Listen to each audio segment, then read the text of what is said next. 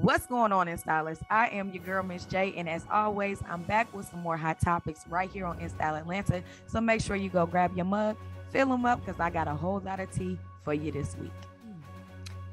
Let's kick this week off talking about the Millennium Tour. I know y'all remember me telling y'all about Lil Fizz and Raz B and all the drama surrounding them with Omarion and how they popped up on Omarion while he was performing in LA. And Omarion got an apology from Lil Fizz in regards to him messing around with his baby mama, April Jones. Well, this week, Spectacular from Pretty Ricky and my boo, Shad Gregory Moss, aka Bow Wow, went back and forth on Twitter and Instagram, okay? From our understanding, Spectacular feels like Pretty Ricky has the best performance. But Bow said, nah, bruh. I set and paved the way from you, and you've been opening up for me for the longest. So, don't do that. Which Bow is right. He's the pioneer of all of this Millennium Tour, all of these young heartthrobs. Bow, I've been doing this, bruh. Don't do that. And I actually had the privilege of attending the show this past weekend here in Atlanta.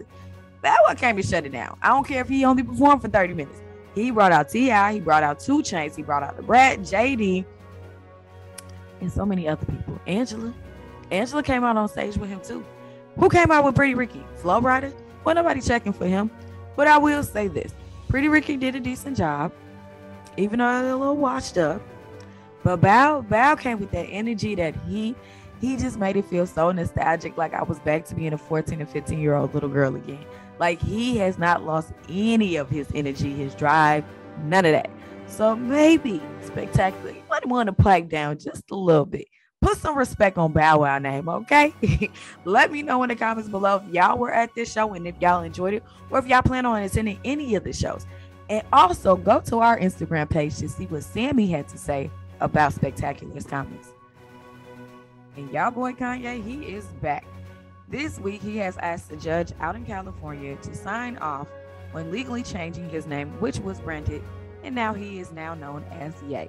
He doesn't have a middle or last name, just flat out Ye. Ye also got a new haircut to go along with this new name, in which Crispy and said that Ye asked the barber for the fucked up worldwide haircut, called it the punishment haircut. And y'all boy Ye is still making news headlines with his soon-to-be ex-wife Kim Kardashian. She has paid him $23 million to get him out of their Hidden Hills mansion. $20 million of that went over to the house itself, and the other $3 million went directly to the furniture, the art, and everything else that's in the house that she wanted. She said, baby, it's mine. I want it. Don't take nothing out of here. Me and the kids are staying. You take that money and go elsewhere. Go back to Wyoming, wherever you need to go. Over the weekend, the Chicago Sky won their first ever WNBA championship against the Phoenix Mercury. Shout out to our girl Candace Parker. She's from the Chi, okay, my hometown. And she is letting everybody know I'm back, I'm better, and my team is coming to win, and we're coming for everything that's ours.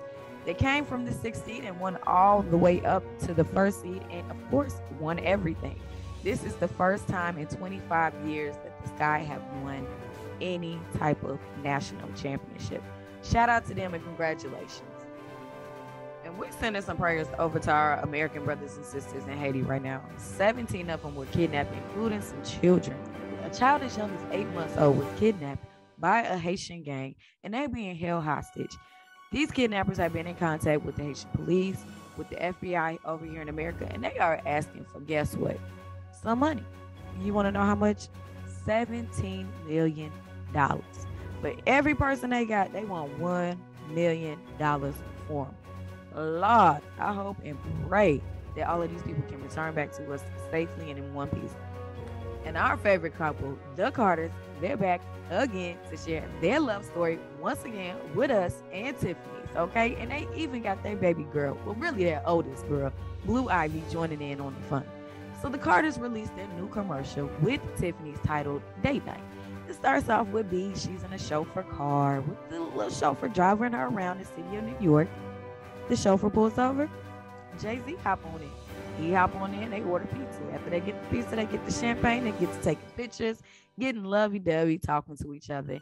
Then all of a sudden, you see little Blue Ivy running behind the car after them, and she eventually joins them as well. Shout out to Blue. Shout out to the Carters. They doing it big, and they definitely making that money and securing that bag with Tiffany's.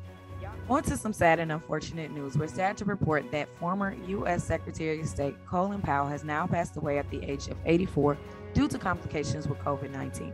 He was fully vaccinated, however, he did have some underlying issues, including multiple myeloma and Parkinson's disease.